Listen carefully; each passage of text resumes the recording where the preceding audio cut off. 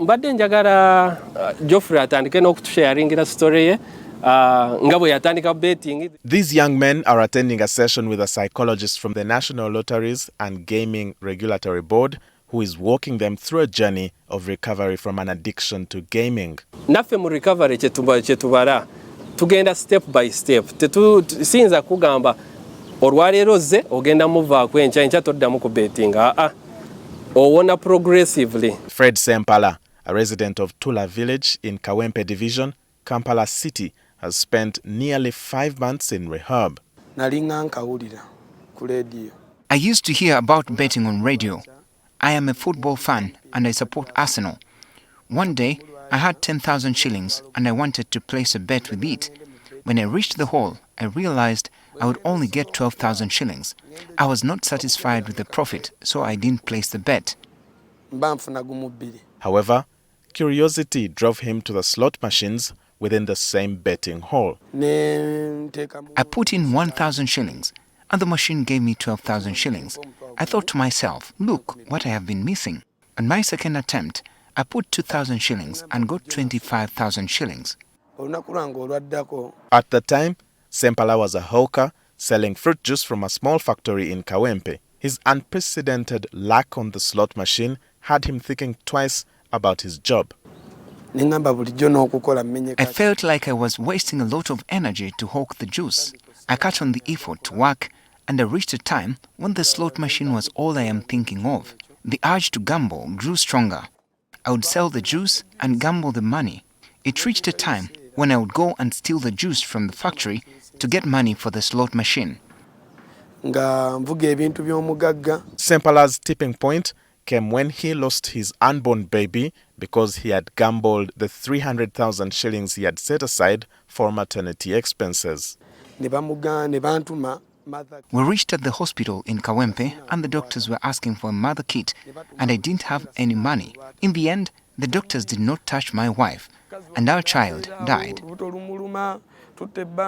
With no one left to blame, Sempala turned to critiquing the government for failing to regulate the gaming industry. He did not know he was battling an addiction. I used to complain that the government is silent about this problem. Why can't they outlaw the gaming slot machines? But I got to know I was the problem when during the lockdown, I registered for a mobile account and continued gaming on my phone. A gaming disorder, whether digital or video, is defined in the 11th revision of the International Classification of Diseases of the World Health Organization. Dr. Benedict Akimana, a psychiatrist with Butabika National Referral Mental Hospital, says for one to be considered an addict, there should be lack of control over gaming and betting. Someone has impaired control. You say, I'm going to go play one game, but you end up playing the whole night. Two, it starts affecting their functioning. So because of gaming, I'm not able to go to school or to go to work. Sempala, like many other gamblers, did not know or ignored the red flags. Dennis Mudene Ngabirano, the Chief Executive Officer of the National Lotteries and Gaming Regulatory Board, says over time, the government has worked out pathways with gaming service providers to cater for problem gambling. The eligible age for gambling is 25 and above. That's for betting and casinos.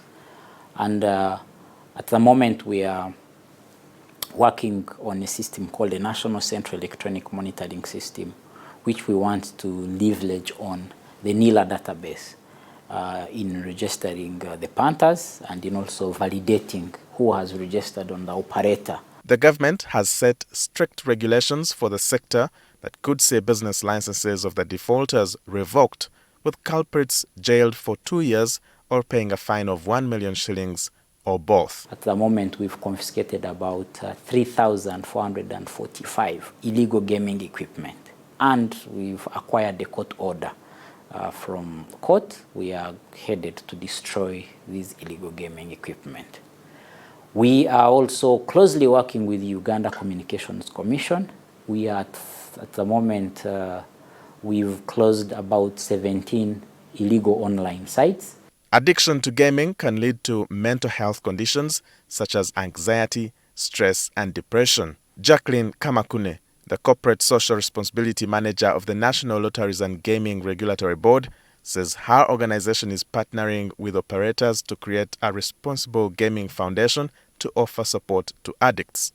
So first of all, we have a toll-free number that we share with the public.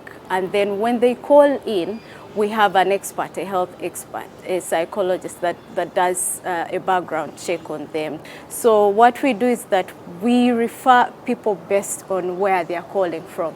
For instance, if you call from Bale, we are not going to ask you to jump on a bus and come to Butabika Hospital because it doesn't make financial sense. Some operators have since incorporated self-care initiatives for punters. Alan Tumushabe, the general manager of Bet Power Uganda, and Stephen Muneza of Ituba, Uganda National Lottery, highlight their efforts. We have a call center that is 24/7 functional, and that call center, and we also have a partnership with counselors that we pay on behalf of our clients. Our website will have hotlines and customer care to help you connect you to the right people for counseling, both for trauma and how to get out of the problem of gambling. Despite the challenges, the government benefits significantly from the gaming industry. By the end of the second quarter this year, gamblers will have spent 3 trillion shillings on gaming. The government collects 368,094,285,265 shillings, broken down as follows: 137,622,434,769 shillings from casinos, 8,202,395,686 from slots, 221,589,727,605 from general betting, and 679,727,205 from bingo. Walter MWESIGYE, NTV.